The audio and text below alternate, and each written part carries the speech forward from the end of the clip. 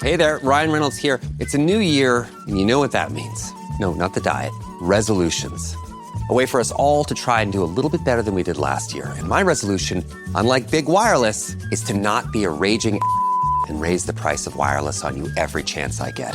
Give it a try at mintmobile.com/switch. $45 upfront payment required, equivalent to $15 per month. New customers on first 3-month plan only. Taxes and fees extra. Speed slower above 40 gigabytes on unlimited. See mintmobile.com for details. Would Pussy Riot get all this press if their name was Doll? Answer me this, answer me this. Would Philip Larkin have cheered up if he'd got out of Hull? Answer me this, answer me this. Helen and Ollie, answer me this. We start the episode with happy news, listeners. Oh, that's good, isn't it? In this very, very difficult world where there's a lot of troublesome news. Yes, but not today, No. not at Answer Me This, because our Skype line's working again. Hooray! Yeah. So we're very pleased to say that if you want to get in touch with us and you don't want to use the phone, then you can just Skype Answer Me This. Hooray! Yeah, don't put hooray at the end. That's probably someone else's account. Sorry. An Answer Me This hooray would be someone from Made in Chelsea pretending to be us. Yes, exactly, yes. What happiness is being bestowed on us via voicemail? Why? The following call. Emily from Exeter. Hi, Helen and Ollie. You might remember that last week on your podcast, I was moaning about the soy milk in the fridge at work going missing. Well, I went into work this morning, i.e. one day after your podcast was released, and terrifyingly, there was a carton of soy milk in the work fridge with "For Emily" written on it. What incredible power we have, Helen. Yeah. This might get to the stage where people are asking our advice only as a covert way of getting on air so that the problem resolves itself. This will be me in 2 weeks. I opened up my post this morning and there was £1 million in there.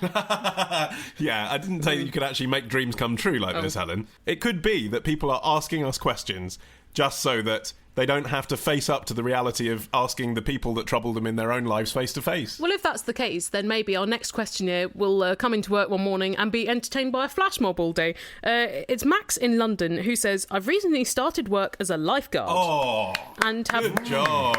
Well, is it? I've quickly discovered how boring it is. No, it's a good job. I can't have any phones, iPods or books on poolside. I should hope not. And have very little to do all day. Ollie, answer me this. Can you suggest something I can do to make my job more interesting? Apart from looking at the fitties in the swimsuits. Yeah. Put acid in the swimming pool. Oh, no. That would make it more interesting. That is a sacking offence. Or put a bubble bath in the swimming pool. Yeah, I mean, well, as you suggest, Helen, there are perks that come with not looking at an iPod sometimes, which is that you can look at people in their swimsuits. That's surely the reason people go into lifeguarding, isn't it? Yeah, but then you don't want to look at, like, the geriatric aqua aerobics. No, well, this is the thing, and it's true that when you think about lifeguarding as a sort of cool pursuit, really what I'm thinking of is Baywatch. Beach, yeah.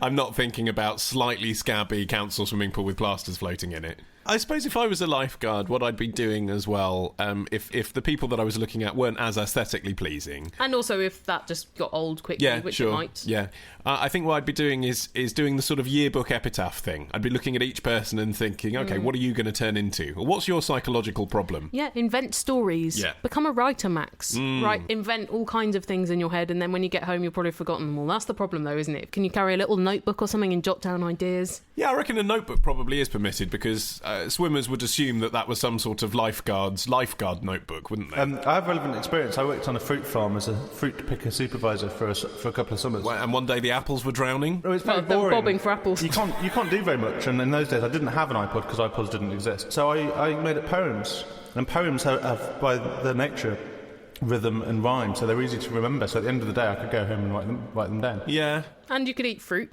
Max can't drink of the pool water. Yeah, but the fruit eating, the novelty of that wears off very, very quickly. The difference between lifeguarding and fruit picking, though, Martin, and there are many, is that I can't imagine a Baywatch-style soap opera called Fruit Pickers. where Are you sure Pamela Anderson covered in the juices of rotten strawberries? But if you're working at a pool with a wave machine, the way to make yourself amused and popular is just to switch it on every 20 minutes. The kids will go ape. They will love you and it. Well, here's a question from Nick from Michigan who says, Helen, answer me this. Whatever happened to the spork? During the American 90s, fast food restaurants gave them out like they were herpes, but I can't find one now to save my life. Why would you need a spork to save your life? Quick, the surgeon says he'll only use one implement to do the whole operation. So where did all the sporks go? Can they find their way home? I didn't realise there was a sporkage or spork shortage. I've contracted it. I see what you've done, yeah. Maybe I didn't realise there was a spork spurt either, or spurkert. Because in this country it never really happened, did it? It always seemed a great novelty when you bought coleslaw at KFC and it came with a spork with the Colonel's head on the end. Yes. Maybe in Michigan they favour separate implements rather than the combined implement. I don't know why that would be in Michigan. But here you can buy sporks readily, and they have a serrated edge on the side, which I think makes them a splade or something. Isn't it a kniffy spork? Well, there are various terms that haven't taken off, including knork, which is a knife and fork. And also some people are rejecting the word spork, which is idiocy, so that's a lovely word. And they're going for foon. That's rubbish. I don't understand how that works. It's the leftovers of spork because it's less good. But you've just taken the only fun thing about sporks and made it not fun by calling it foon. Yeah. I mean, using it isn't fun. The only fun thing is the name sounds a bit like pork. Exactly. You've ruined it. Well, it sounds just like pork if you put an S on the front. That's right, yeah. The thing is, if you're deciding to have a picnic or a situation where a spork might be useful, yeah, generally, in my experience, you're prepared. If you're taking cutlery, if you're deciding to take cutlery rather than just use your hands, yeah, you're prepared to take the extra load. You're prepared to take double the load of cutlery that you would otherwise. Yeah, and also when you're spooning something into your mouth, you don't want prongs.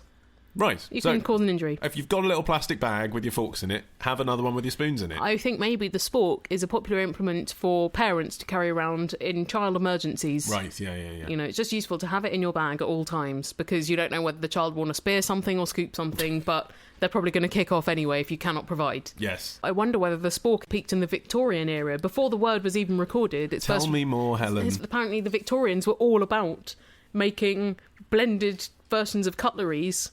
So spoons with prongs, serrated spoons, you know, things that did two things, but they were made out of silver, so really you had the money to buy two things rather than one. I mean, the Victorians were very into progress, weren't they? Oh, loved it. Innovation at every turn. So I wonder if it would actually be incredibly disappointing to a Victorian if they were to be reincarnated now, to realise that, you know, here we are, 150 years later, we still haven't really evolved the knife and the fork, where everything else, you know, we've got smartphones, we've got super fast trains. But our cutlery drawers still have 3 separate sections. Yeah. What is with that? It does feel like, actually, they should have sorted that out. You think they would have invented some sort of food funnel by now? Well, this is what I was thinking. Why not have a straw that goes straight into your throat so that you can carry on sporking food in at the same time it's as a bit drinking? medical. Or why don't you have a spork with a hollow handle so you can use that as a straw? Yeah, that's good. What would you call that? The spraw. Spraw, You that's want to keep awful. the pork element because that's the funny bit. The spork, nice. You've got a question. Email your question to answermethispodcast@googlemail.com. Answermethispodcast@googlemail.com. Answermethispodcast@googlemail.com. Answermethispodcast@googlemail.com. This episode is brought to you by MeUndies. While MeUndies can't totally help your love life this Valentine's Day, they can offer you insanely comfy undies and loungewear to buy or gift. MeUndies has so many awesome Valentine's Day prints and styles. Plus, you can match with your partner, friends, or even your pets. This Valentine's Day, give the gift that'll keep them thinking of you and score huge site-wide savings at MeUndies.com/Spotify. That's MeUndies.com/Spotify. MeUndies. Comfort from the outside in.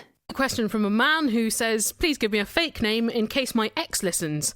I like Gregory, but you can choose. Oh, I like Gregory, that's All right, fine. Gregory. He says, I am recently single and also, unrelatedly, recently homeless. So I've moved in temporarily with some friends and we're all looking for a new place together.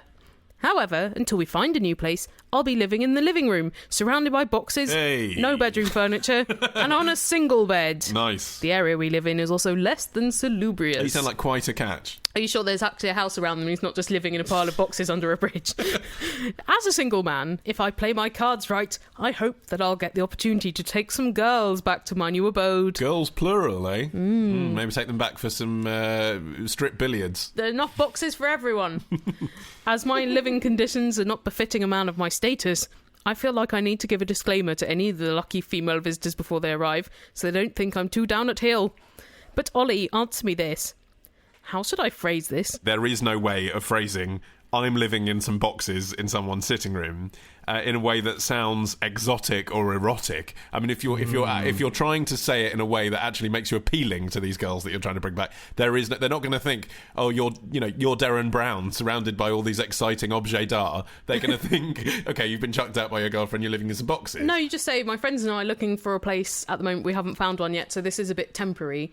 However, a lot of people's fantasy, not a sexual fantasy, a different kind of fantasy, is to build a fort out of boxes. That's what I was going to say.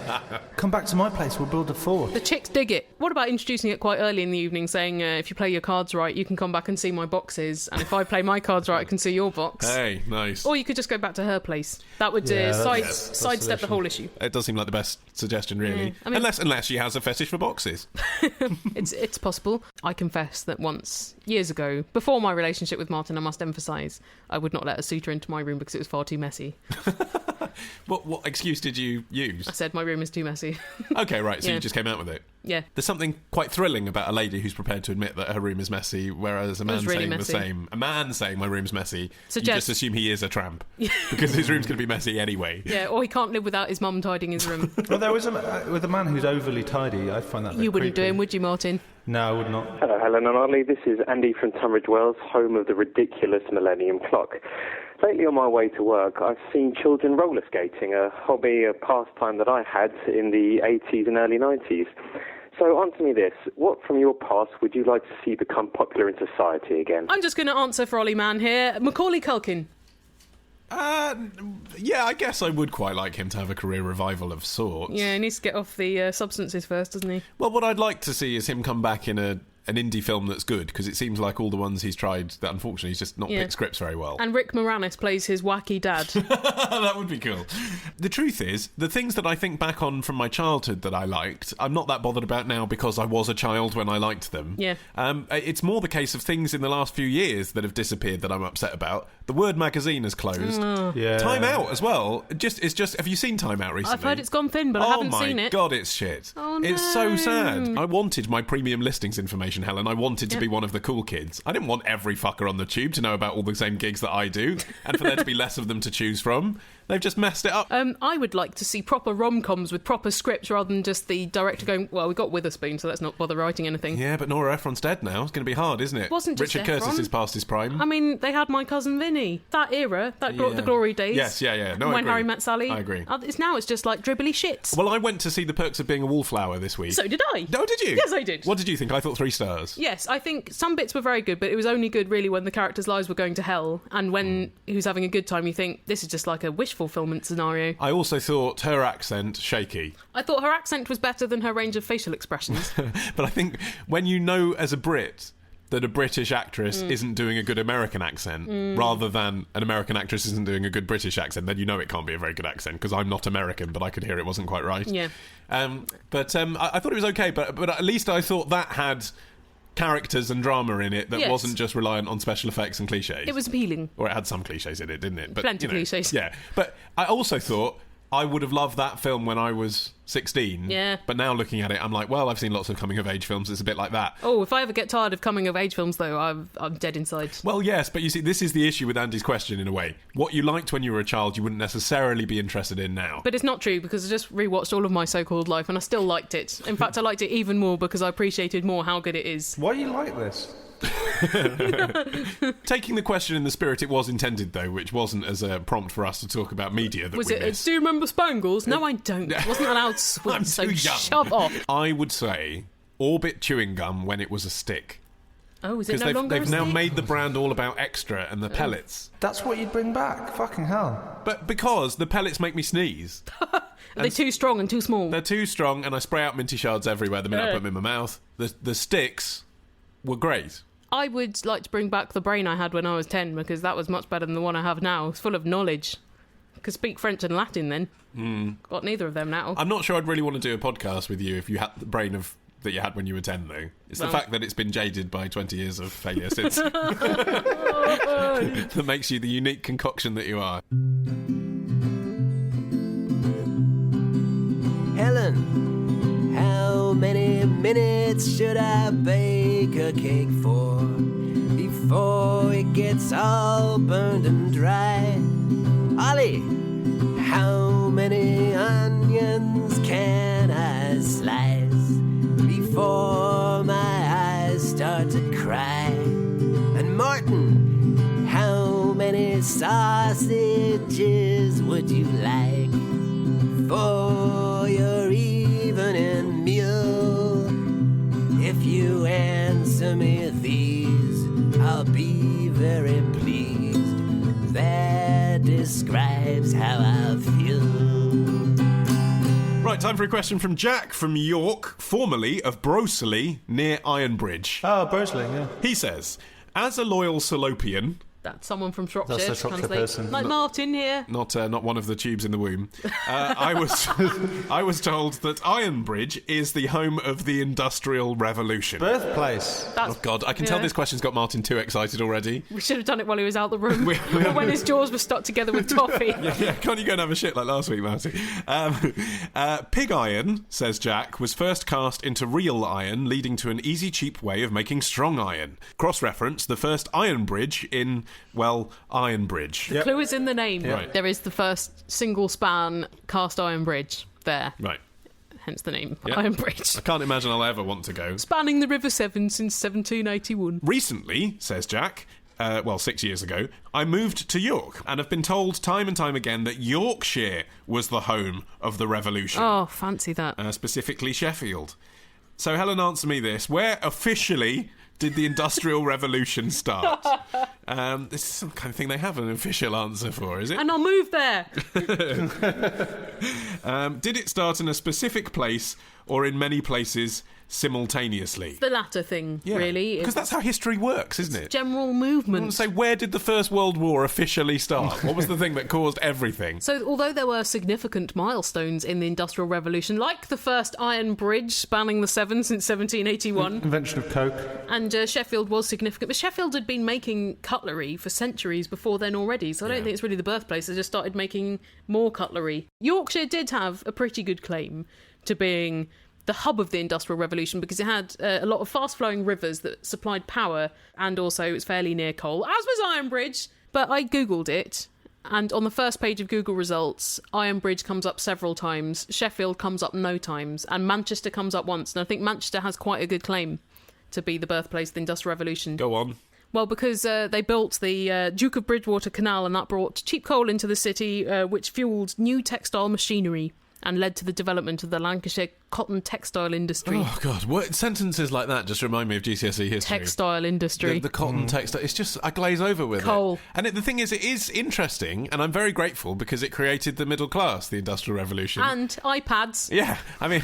Steam-powered iPads. Exactly. I would be a shit coal miner, so I'm very glad that it happened. No Pez dispensers without the Industrial Revolution.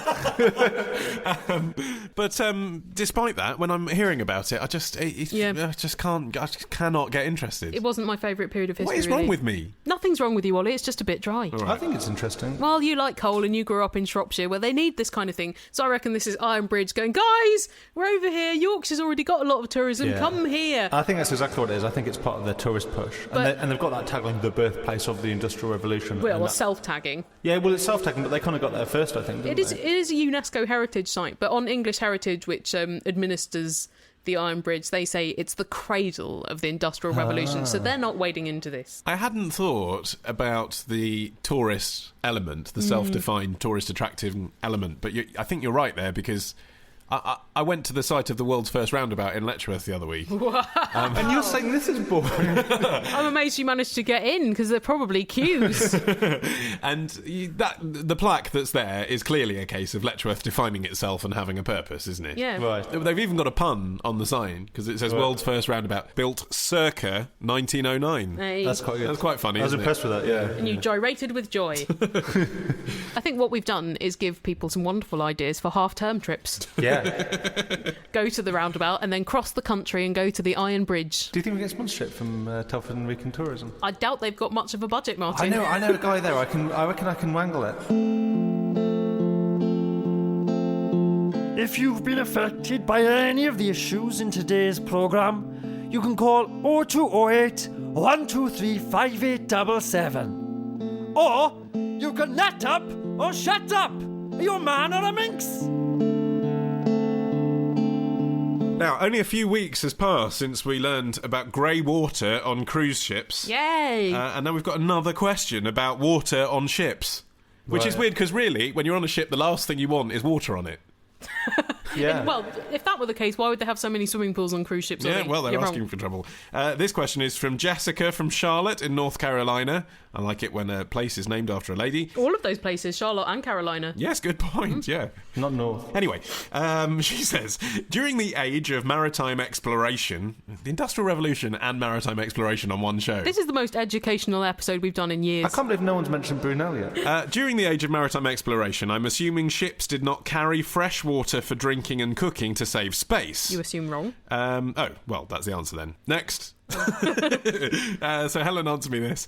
How did they desalinate ocean water? Yeah, because that's the point. If they had fresh water, presumably they did desalinate ocean water as well as just carry it all from the port. No, well, the problem was they had water in barrels, which were called scuttlebutts. Nice. Yep. I mean, it didn't stay great water for very long, obviously, because they're on these voyages for ages, and Not that's much why about these voyages does seem nice. No, literally not much. Pretty good chance of death. Yeah. So if you didn't die from disease or dehydration or being killed by someone else, then you probably would have added rum to the water as a kind of drinkable disinfectant, and therefore you may have fallen off the ship drunk or got into a fight with someone and died that way. And the only pleasure you'd have through all of that is a hand job from a guy with a hook hand. Yes. This is not fun. That's got to be worth it then, just to save, doesn't it? But anyway, that's why the stereotype of grog on pirate ships happens, because grog is the rum in the water. So it was just so that it got rid of the worst of the weevils. But they did have desalination plants in the time of Julius Caesar. The Romans did everything, didn't they? Yeah. I reckon seriously the Romans had Facebook, we just don't know about it They had a giant robot, that's how they conquered Europe. This is Terry in Brisbane. I have seen on one of our pseudo current affairs shows a segment on hypno-lipo, that is hypnotic liposuction. Ollie, you said that your mum's a hypnotherapist. I'm wondering, can hypno-lipo really work? And if it can, how? As far as I can tell, the phrase is actually entirely interchangeable with essentially losing weight through hypnotherapy. Okay. Which is, what hypnotherapists have been doing since the invention of hypnotherapy. Yeah. So, yes, it can work, and the way it works basically is by convincing you that you don't want to eat as much as you did before, and therefore you lose weight. Oh, fancy. So simple as that. Is that the same as the hypnogastric bands that they Yeah, do? well, no, hypnogastric band is quite specific, because with hypnogastric band, what they do, which is really, really interesting, actually, is the hypnotherapist essentially talks you through, in the same way that they might get you to revisit a trauma from your life that you've actually experienced earlier, they instead talk you through a hypothetical situation whilst you're under hypnosis where you imagine having the gastric band procedure. Wow. So they talk you through what it feels like to have the anaesthesia, and then for the surgeon to be operating, and then to you to be waking up and you're feeling woozy, and then you know that you've got this thing in your stomach and it's going to prevent you from eating so much. And so essentially it's just playing a trick on you that you think whenever you put food in your mouth that you physically cannot eat it as well as you don't want to. So it's not possible then that the hypno-lipo does similar, but it's saying you've had the anaesthesia, then they take the hoover to your thighs and suck your fat out. Yeah, but I think that's probably exactly what it is. But really, all of these things are just new sexy names for weight loss hypnotherapy. Your appetite is less. Put less food in your mouth. Put less food in your mouth. Which is the thing, I mean, I'm sure you've read them too. Every January, Paul McKenna, that you get a free book with The Guardian or whatever. It's always the same. It basically says, you're too fat, eat less. That's kind of it.